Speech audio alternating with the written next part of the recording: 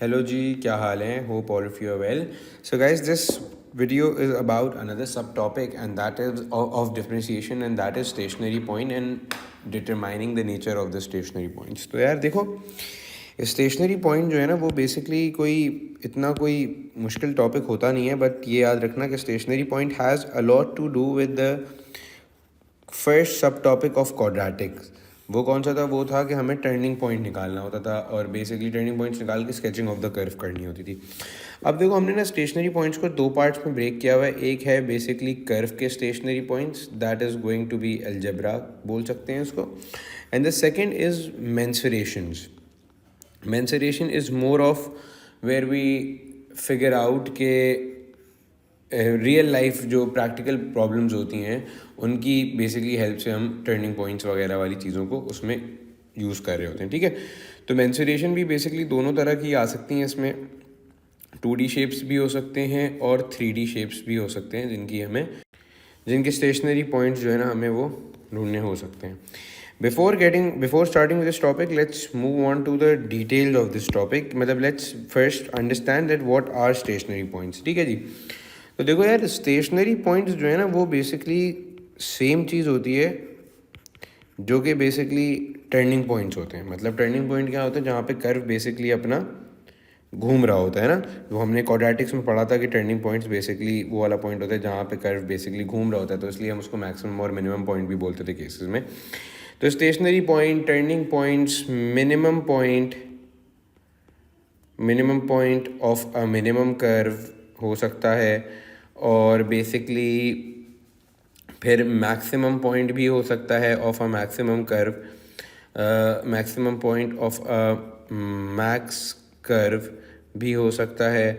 फिर इसके अलावा जो है और क्या चीज़ हो सकती है? इसके अलावा it can also be the vertex of the curve, it can also be the vertex of the curve. तो यार देखो, मतलब अगर एक मिनिमम कर्व होगा तो उसका टर्निंग पॉइंट बेसिकली इस तरह की कोई चीज़ होगी, और अगर एक मैक्सिमम कर्व होगा तो उसका टर्निंग पॉइंट बेसिकली इस तरह की चीज़ होगी।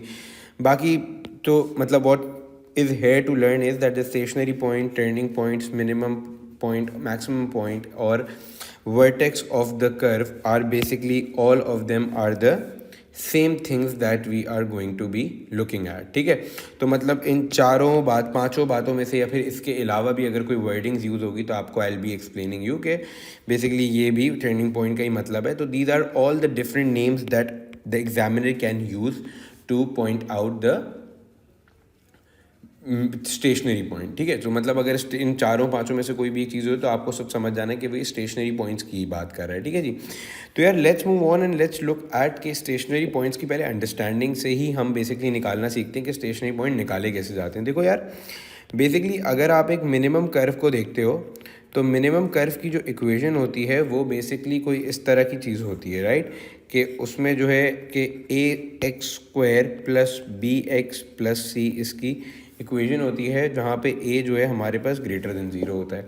और बेटा अगर इसकी कर्व को देखना होता है तो इसका curve looks something of this sort, इस तरह की कोई चीज़ नज़र आ रही होती है, and the turning point is going to be this point. तो बेटा अगर आप देखोगे टर्निंग पॉइंट को, तो टर्निंग पॉइंट पे अगर मैं एक टेंजेंट बनाना चाहता हूँ तो वो इस तरह की कोई चीज़ बनती है। तो बेटा टर्निंग पॉइंट पे हमेशा जो भी टेंजेंट होता है वो एक हॉरिजॉन्टल लाइन होती है। तो हॉरिजॉन्टल लाइन का मुझे पता होता है कि ग्रेडियंट क्या होता है? 0 होता है हमेशा। तो मैंने यहाँ पे क्या बताया? मैंने आपको समझाया कि जब कभी भी मैंने एक मिनिमम कर्व को देखा तो मिनिमम कर्व वो कर्व होता है जिसका बेटा ए जो है वो ग्रेटर देन 0 होता है।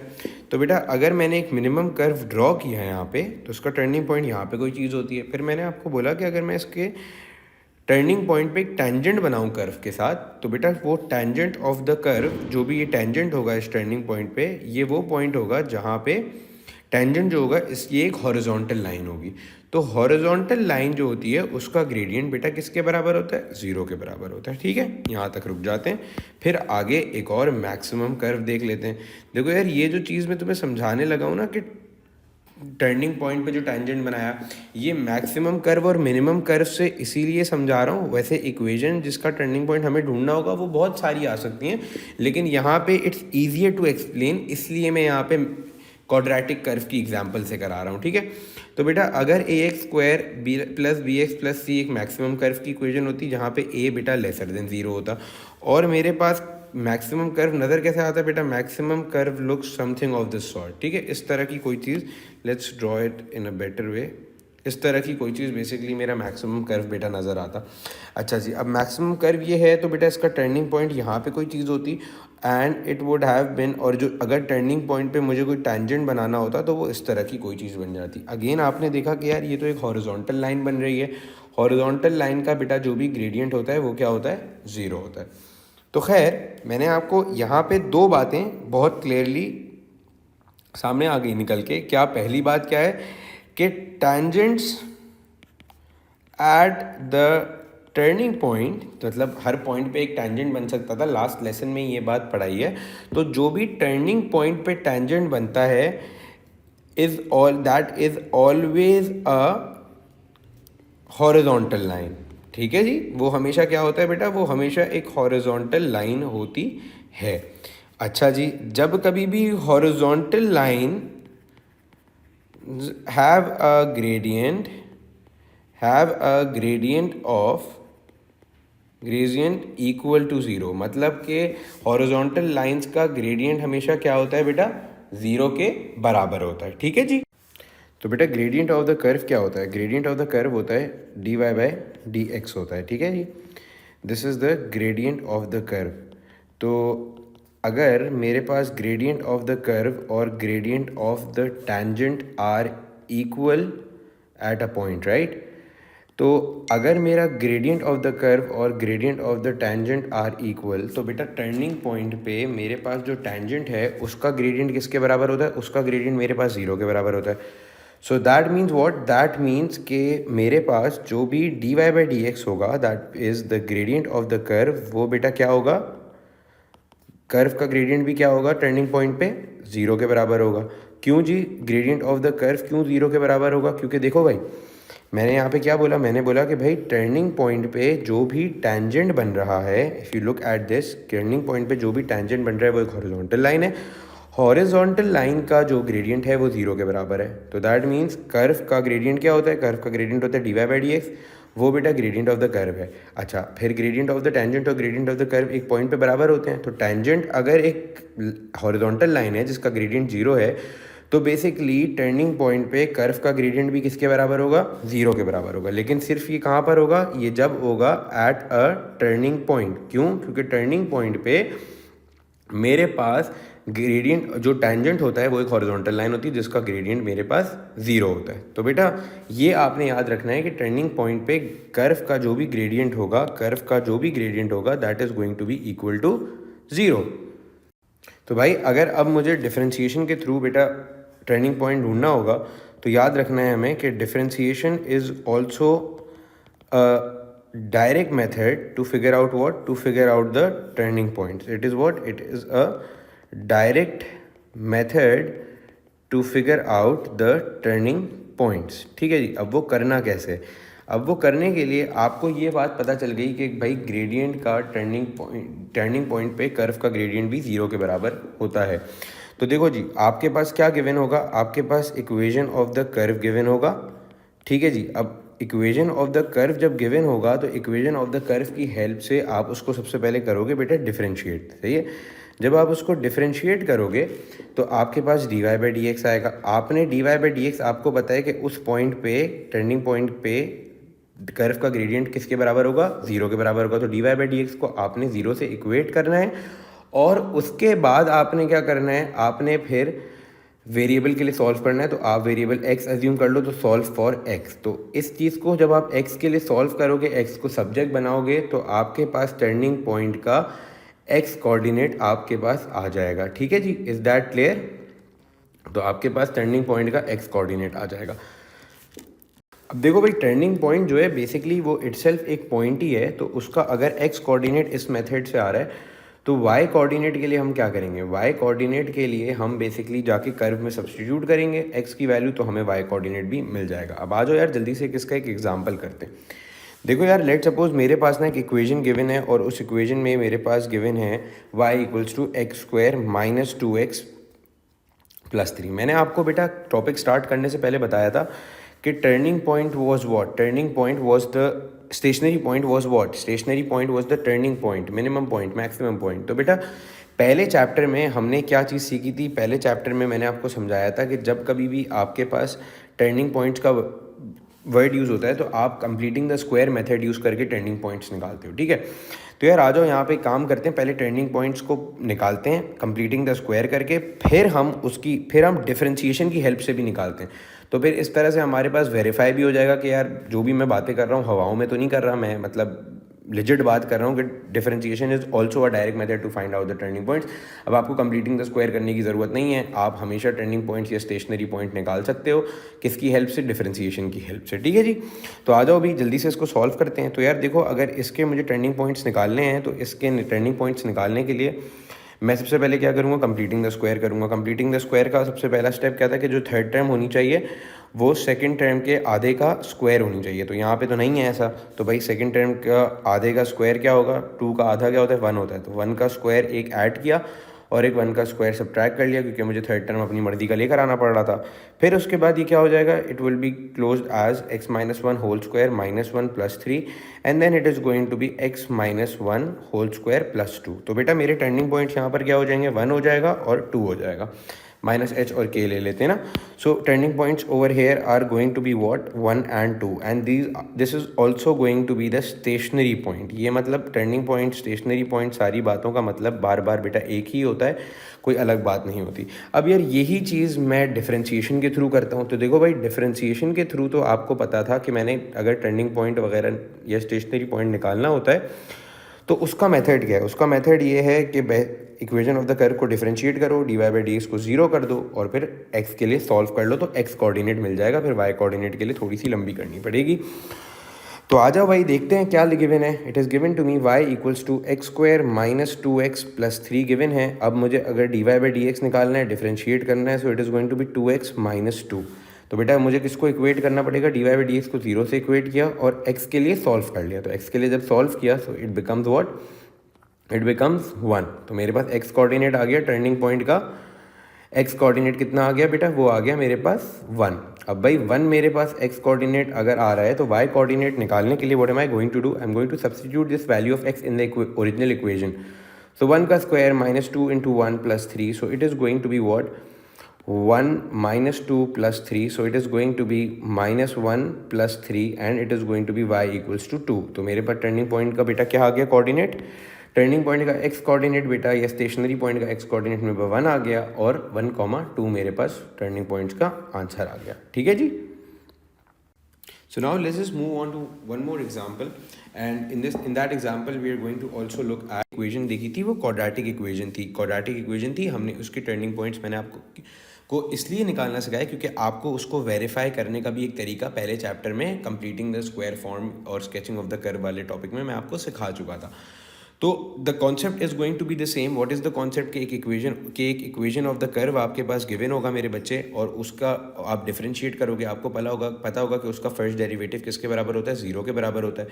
तो आप टर्निंग पॉइंट पे या स्टेशनरी पॉइंट पे जब आपको पता है कि कर्व का ग्रेडियंट 0 के बराबर होता है तो आपने उसको D Y by D x को जो फर्स्ट डेरिवेटिव होता है आपने उसको 0 से इक्वेट करना है और वेरिएबल के लिए सॉल्व करना है, तो उससे आपको पास एक्स कोऑर्डिनेट आ जाएंगे टर्निंग पॉइंट्स के। अगर मैं पीछे आपको लेकर आता हूँ तो मेरे पास जब कभी भी एक मिनिमम कर्व होता था तो जो भी मेरा मिनिमम कर्व का टर्निंग पॉइंट होता था वो एक मिनिमम पॉइंट कहलाता था। उसकी नेचर क्या होती थी, मिनिमम कर्व के टर्निंग पॉइंट की नेचर मिनिमम पॉइंट होती थी। और बेटा मैक्सिमम कर्व के टर्निंग पॉइंट की नेचर क्या होती थी, मैक्सिमम पॉइंट होती थी।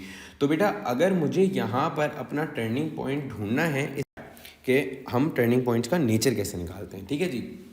अब देखो यार इसमें क्या गिवन है, इस क्वेश्चन में गिवन है find the stationary point of the curve y equals to x cube minus 12x and hence determine the nature of the stationary points। देखो यार अब ना हमारे पास क्या होता है कि टर्निंग पॉइंट्स जब हमारे पास आते हैं तो ज़रूरी नहीं है वो क्वाड्रेटिक कर्व के हैं। देखो मैंने जो पूरा आपका कॉन्सेप्ट बिल्ड किया टर्निंग पॉइंट्स का वो मैंने क्वाड्रेटिक कर्व की हेल्प से किया। देखो हमने जो the concept over here is also going to be the same and let's just do that. अब देखो यहाँ पे ना एक क्यूबिक कर्व है। देखो अगर एक जनरली एक डायग्राम देखें ना क्यूबिक कर्व की तो it is something of this sort बेटा।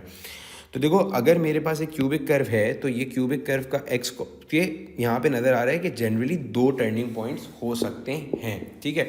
तो जब भी कभी 2 टर्निंग पॉइंट्स हो सकते हैं तो अब हमें वो दोनों ही ढूंढने होंगे। और क्यूबिक कर्व के टर्निंग पॉइंट्स को फाइंड करना x completing the square form से पॉसिबल नहीं है। तो किसी भी कर्व के बेसिकली टर्निंग पॉइंट्स ढूंढना कंप्लीटिंग द स्क्वायर फॉर्म से पॉसिबल नहीं है। तो हम यहाँ पे हमेशा ही वो स्टेशनरी पॉइंट की जो लॉजिक सिखाई है आपको, डिफरेंशिएशन वाला मेथड सिखाया है, वही लगेगा हमेशा, ठीक है। तो आ जाओ यार जल्दी से स्टार्ट करते हैं और फिर इसका सेकंड पार्ट भी कैसे करना है वो भी हम देख लेंगे। तो यार देखो मेरे पास कर्व की इक्वेशन क्या गिवन है, x³ - 12x गिवन है। देखो जी मुझे क्या लॉजिक पता है, मुझे एक लॉजिक पता है कि मेरे पास अगर मैं कर्व की इक्वेशन को डिफरेंशिएट करता हूँ तो मेरे पास dy/dx आता है। अब टर्निंग पॉइंट्स पे dy/dx इसके बराबर होता है, 0 के बराबर होता है। तो मैं 0 से इक्वेट करता हूँ dy/dx को और अपना x कोऑर्डिनेट निकाल लेता हूँ। तो बेटा इसका पहले dy/dx ढूंढने के लिए क्या मेरे पास ये हो जाएगा 3x² - 12 हो जाएगा। फिर उसके बाद मुझे पता है कि टर्निंग पॉइंट ढूंढना है। तो टर्निंग पॉइंट ढूंढने के लिए आई नो दैट कि dy/dx बेटा किसके बराबर होगा, 0 के बराबर होगा। तो 0 के बराबर रखो और फिर x के लिए सॉल्व कर लो तो आपको टर्निंग पॉइंट के x कोऑर्डिनेट मिल जाएगा।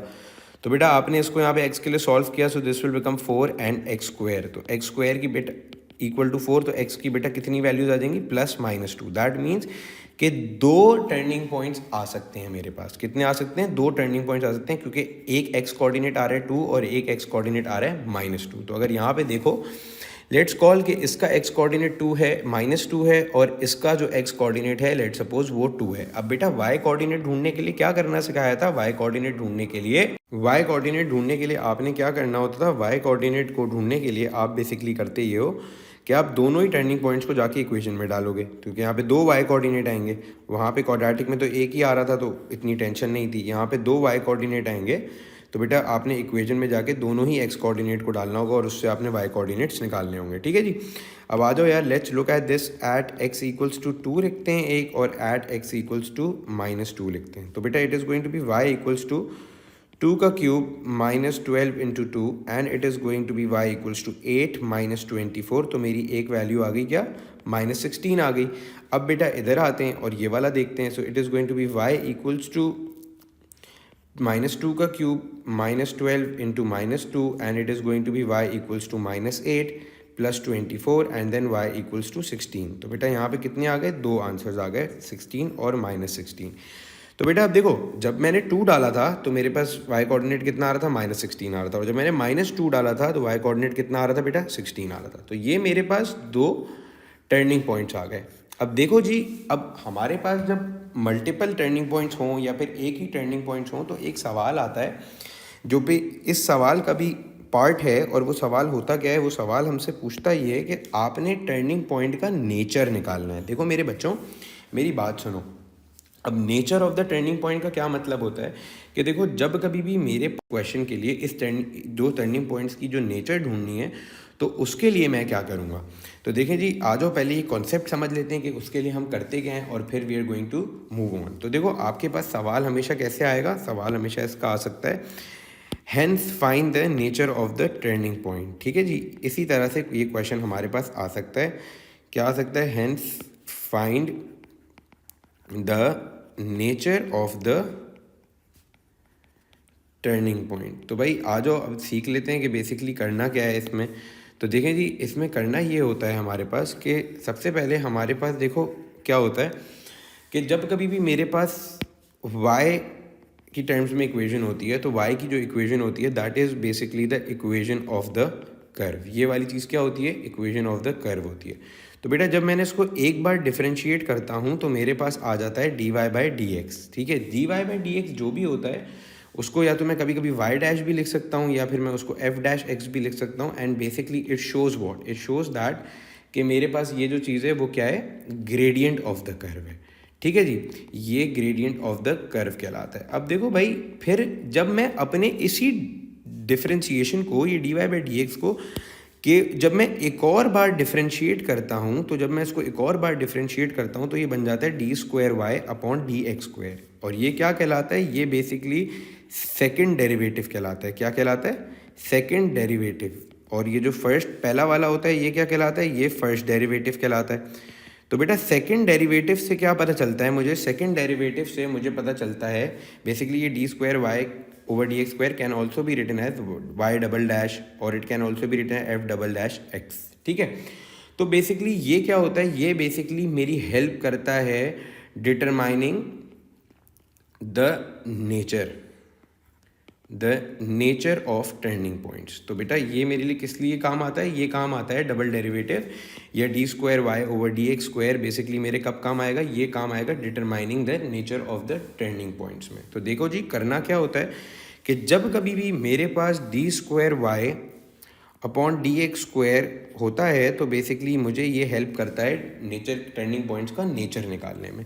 तो बेटा अगर आप इसमें x डालो जो भी आपका टर्निंग पॉइंट है, put x of turning point अगर आप इसमें सब्स्टिट्यूट करोगे और अगर आपका आंसर ग्रेटर देन 0 आता है इसका, तो बेटा याद रखना कि उस टर्निंग पॉइंट की नेचर क्या होती है, मिनिमम नेचर होती है टर्निंग पॉइंट की, ठीक है। जब आपने टर्निंग पॉइंट का x कोऑर्डिनेट डाला और टर्निंग पॉइंट का x coordinate D square Y upon D x square में डाला और आंसर आपका ग्रेटर देन 0 आया, तो याद रख लेना बेटा कि उस टर्निंग पॉइंट की नेचर क्या आ रही होगी, ग्रेटर देन 0 आ रही होगी बेटा। लेकिन अगर आपने लेट सपोज कि टर्निंग पॉइंट का x डाला, put x of turning point, अगर आपने टर्निंग पॉइंट का x डाला और आपका आंसर लेस देन 0 आया, तो बेटा याद रखना उस केस में आपके पास क्या होगा, आपके पास जो भी टर्निंग पॉइंट होगा उसकी नेचर क्या होगी, मैक्सिमम नेचर होगी, ठीक है जी।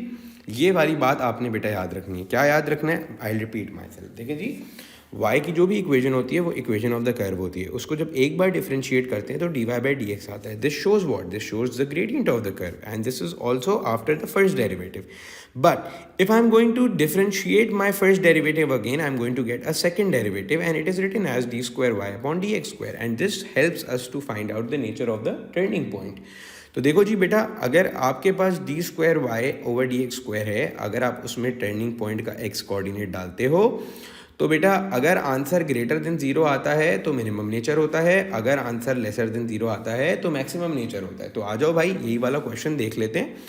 तो अगर हम इस क्वेश्चन को देखें अगर, तो मेरे पास अगर टर्निंग पॉइंट्स की अभी वैल्यू क्या है, टर्निंग पॉइंट्स मेरे पास दो आ रहे हैं, एक ये टर्निंग पॉइंट आ रहा है बेटा, एक मेरे पास टर्निंग पॉइंट ये आ रहा है बेटा और दूसरा टर्निंग पॉइंट मेरे पास ये आ रहा है। तो देखो जी अगर मुझे नेचर निकालनी है तो नेचर निकालने के लिए तो सबसे पहले आपके जहन में क्या आना चाहिए कि D square Y upon D x square की ज़रूरत पड़ेगी बेटा।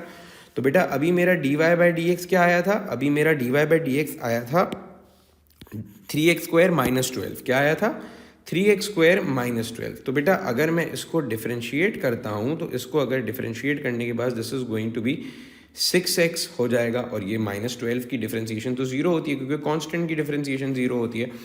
तो भैया ये आ गया मेरा D square Y upon D x square, ठीक है जी। अब मुझे क्या ढूंढना है, मुझे बेटा मेरे पास कितने टर्निंग पॉइंट्स हैं, मेरे पास दो टर्निंग पॉइंट्स हैं। टर्निंग पॉइंट एक है मेरे पास 2 माइनस 16 और दूसरा है बेटा मेरे पास टर्निंग पॉइंट की वैल्यू क्या -2, 16। तो भाई आ जाओ अब नेचर चेक करते हैं एक एक की। तो भाई नेचर के लिए D square Y upon D x square में एक्स कोऑर्डिनेट सब्स्टिट्यूट करना था, तो ये था क्या 6 में बेटा अगर मैंने 2 डाला so it is going to be D square Y upon D x square की क्या वैल्यू हो जाएगी 12 हो जाएगा। Is 12 greater than 0, yes, so this is going to be a minimum nature का टर्निंग पॉइंट। नज़र भी आ रहा है कि भाई देखो नीचे बन रहा है इस तरह से, तो minimum nature of the turning point है। फिर उसके बाद बेटा अगर मेरे पास ये सेकंड वाला देखूं तो सेकंड वाले का नेचर निकालने के लिए वैसे तो सबको नज़र आ रहा है कि भाई ये मैक्सिमम होगा क्योंकि कर्व के टॉप पे बना हुआ है। तो बेटा अगर इसका आंसर प्रूफ भी करना है क्योंकि हमेशा तो हम डायग्राम नहीं बना सकेंगे, तो बेटा उसके लिए आप क्या करोगे, उसके लिए आप आओगे और आप आके d square Y upon D x square में इसका एक्स कोऑर्डिनेट डालोगे विच इज़ -2। तो 6 इंटू -2 करा तो बेटा क्या आंसर आया, d square Y upon D x square का क्या आंसर आया -12 आ गया। Is -12 less than 0, yes, so it is going to be a maximum nature of the turning point, ठीक है जी। Alright ji, let's just look at this question now.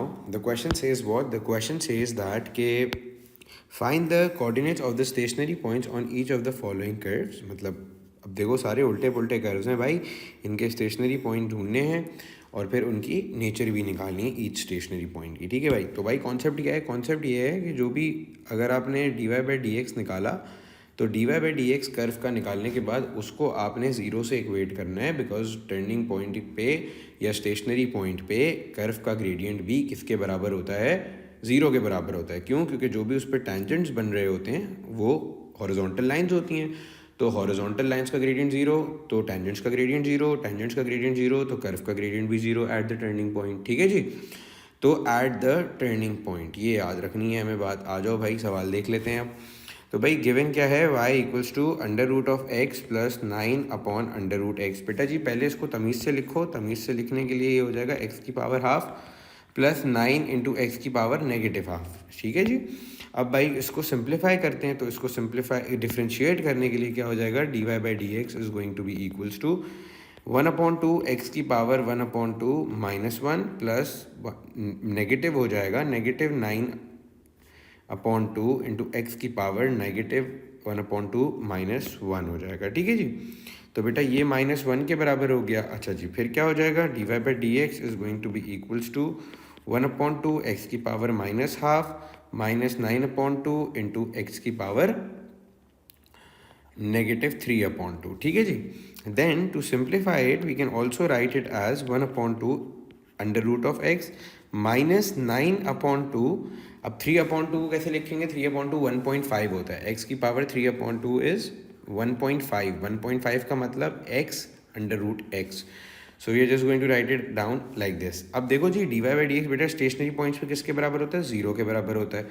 तो अब देखें जी क्या गिवन है हमारे पास राइट हैंड साइड पे, हमारे पास राइट हैंड साइड पे गिवन है समथिंग लाइक दिस। तो बेटा देखो अगर मुझे इसको एलसीएम लेना है तो इसके पास बेचारे के पास x नहीं है, इसको एक x से मल्टीप्लाई कराया, तो बेटा this whole thing becomes what, this becomes x -9 upon 2x under root of x। तो बेटा ये पूरी चीज़ इधर आके मल्टीप्लाई होगी ज़ीरो से and it is going to become zero.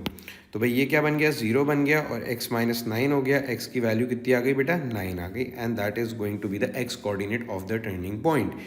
बेटा जी इसका y कोऑर्डिनेट भी ढूंढना है क्योंकि उसने मुझसे कोऑर्डिनेट्स मांगे ना स्टेशनरी पॉइंट के। देखो जी सवाल में उसने मुझसे क्या मांगे, कोऑर्डिनेट्स मांगे, तो मतलब y कोऑर्डिनेट ढूंढना पड़ेगा।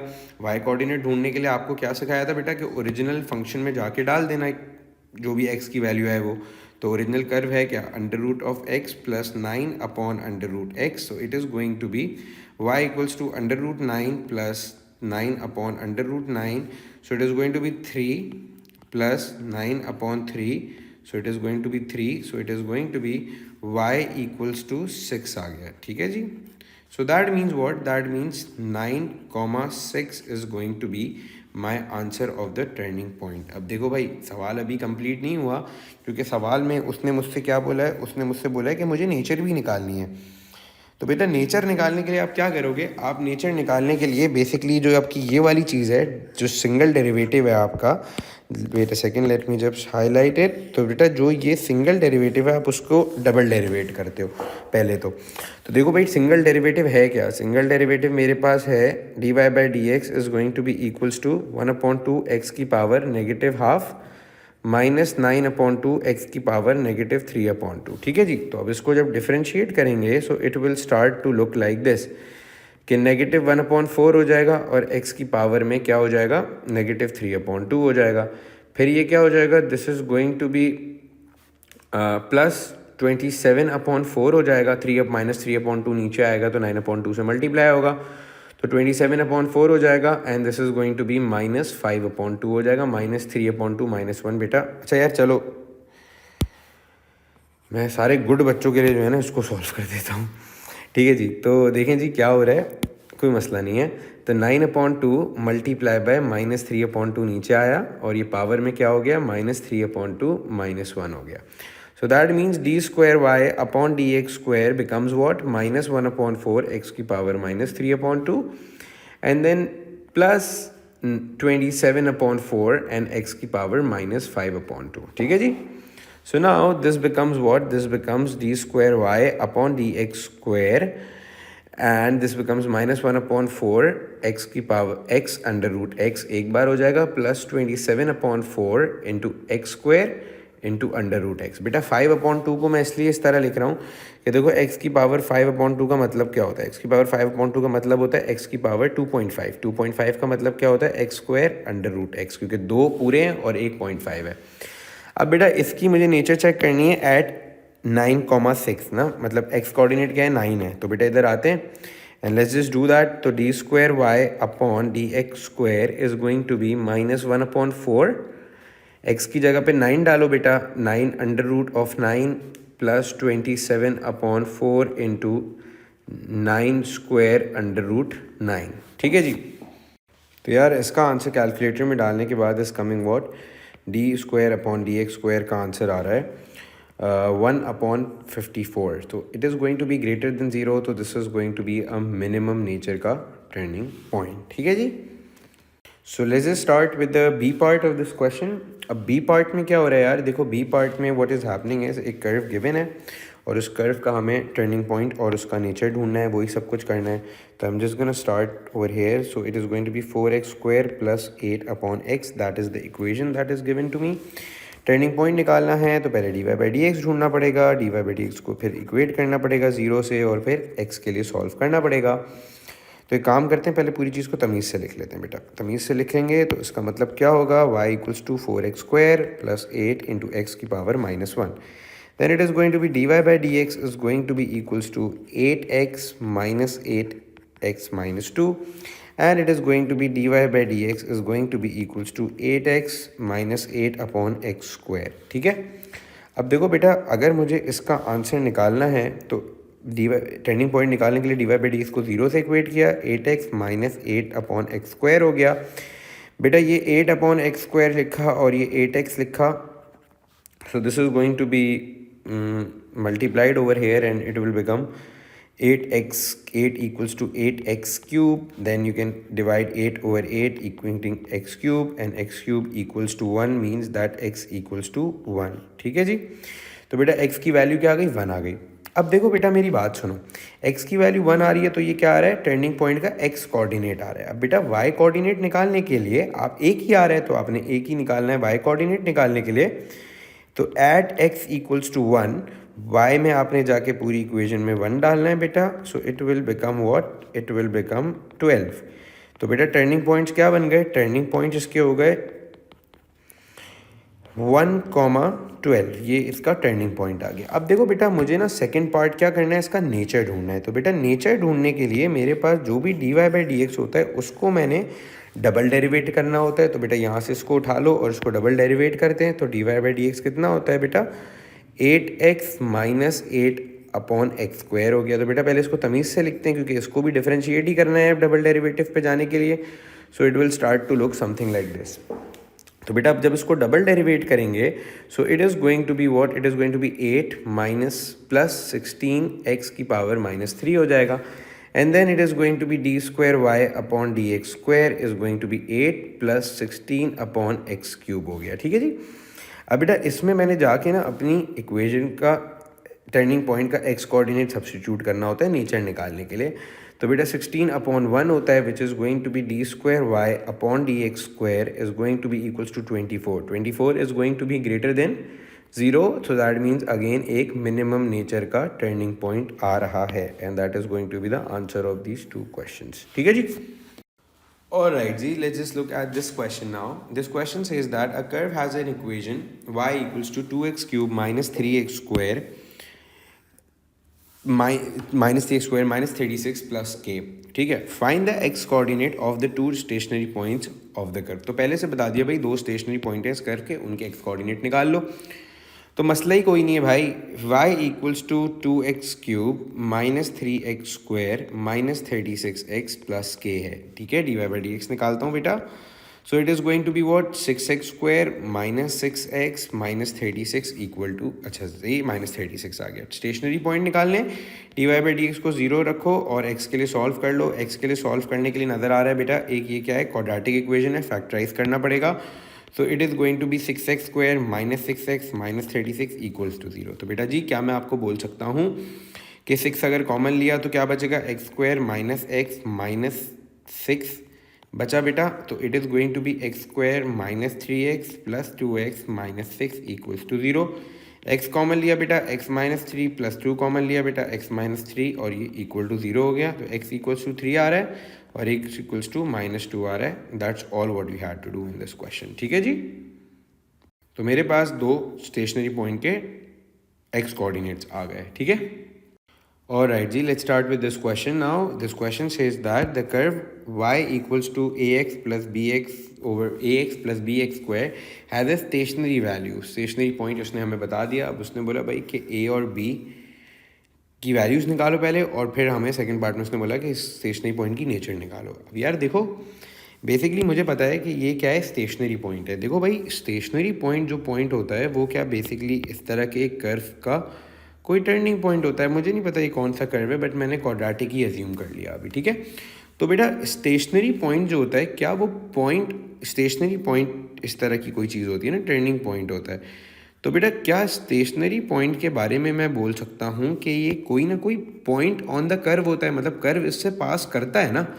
मतलब ऐसा तो नहीं है कि ये कोई आउट ऑफ द बॉक्स कोई इधर कोई चीज़ बनी हुई है, नहीं, ये कोई कर्व पे ही कोई ना कोई पॉइंट होगा ना, और कर्व इससे पास कर रहा होगा।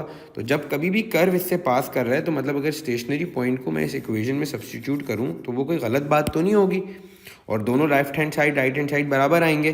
तो y equals to a x plus b over x square को अगर मैंने इसमें ये सब्स्टिट्यूट कर दिया stationary point, so it is going to be what, it is going to be 12 equals to a into 2 plus b over 2 का स्क्वायर। So it is going to be 12 into 2a plus 4, सही है। तो it is going to be 12 over 8a plus b over 4 and then it is going to be 4 इससे multiply हुआ बेटा। So it is going to be 8a plus b equals to 48। ये बेटा मेरी ना एक इक्वेशन बन गई, मुझे नज़र आ रहा है भाई मेरी ये इक्वेशन है।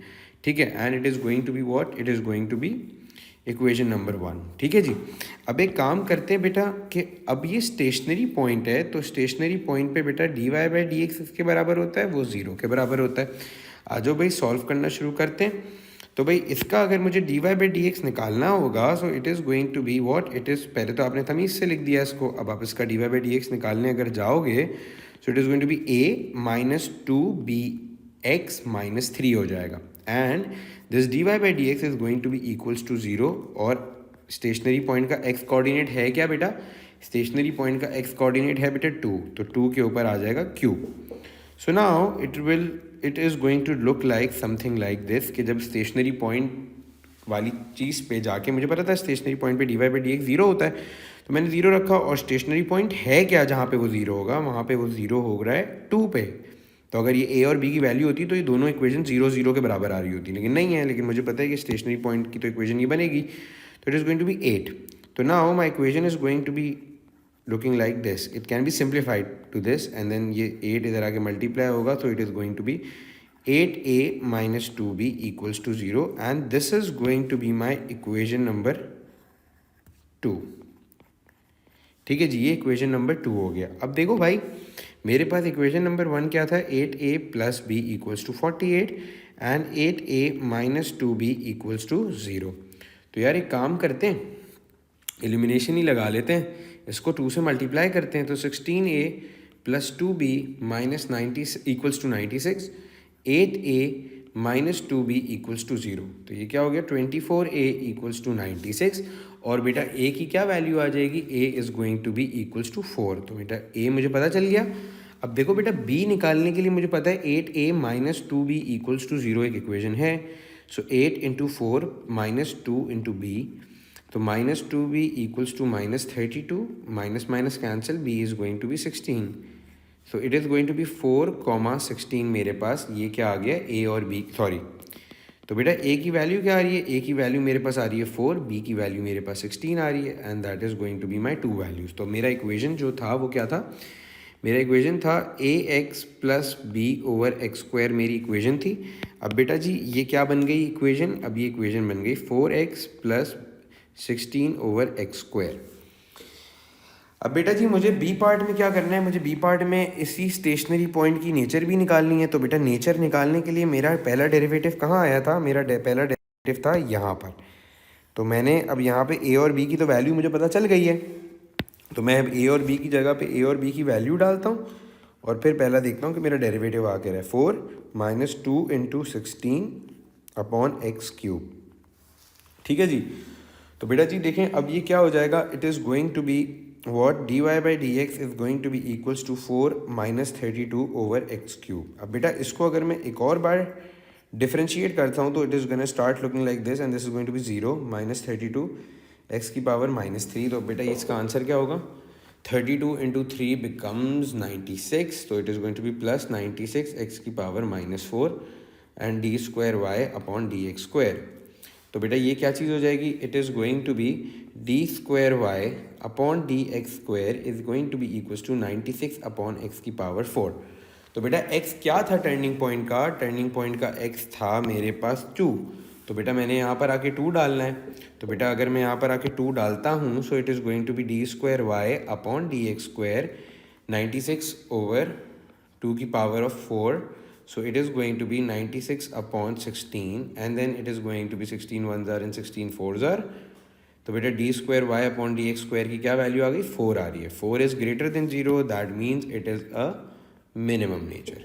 ठीक है जी। तो देखो how beautifully we solve for and 2 unknowns using the things that were given in the question. Turning point given था तो मुझे पता है टर्निंग पॉइंट एक पॉइंट ऑन द कर्व होता है, तो पहले मैंने टर्निंग पॉइंट को डायरेक्टली इक्वेशन में सब्स्टिट्यूट करके एक इक्वेशन बनाई। फिर मुझे पता टर्निंग पॉइंट है तो डी वाई डी एक्स 0 होगा, तो भाई डी वाई फिर पहले इक्वेशन को डिफरेंशिएट किया, कॉन्स्टेंट्स होने के बाद भी इक्वेशन डिफरेंशिएट तो हो सकती है ना, ए और बी की टर्म्स में ही होगी। तो मैंने डिफरेंशिएट करके 0 से इक्वेट किया और मैंने अपनी वैल्यूज़ निकाल ली। फिर मैंने अपनी डिफरेंशिएट करके 0 करके अपनी इक्वेशन को थोड़ा समराइज़ किया और मेरे पास इस तरह से एक सेकंड इक्वेशन भी आ गई। फिर सेकंड इक्वेशन और जो फर्स्ट इक्वेशन निकाली थी उन दोनों को साइमल्टेनियसली सॉल्व करके मैंने ए और बी की वैल्यूज़ निकाली। और उसके बाद फिर ए और बी की वैल्यूज़ निकालने के बाद जो मेरा फर्स्ट डेरिवेटिव था उसमें ए बी डाला, सेकंड डेरिवेटिव निकाला और फिर मैंने अपना यहाँ पे इस तरह से बेटा आपके पास नेचर फाइंड आउट कर लिया। ठीक है जी। So guys, that's it for this video, and in this lesson we learned how to find out the stationary points और stationary points के nature किस तरह निकलते हैं, stationary point का concept क्या होता है, and इसके जो beautiful questions वाली video होगी उसमें देख के you will see the variety of questions that are sitting in that have been there in the exams over the years।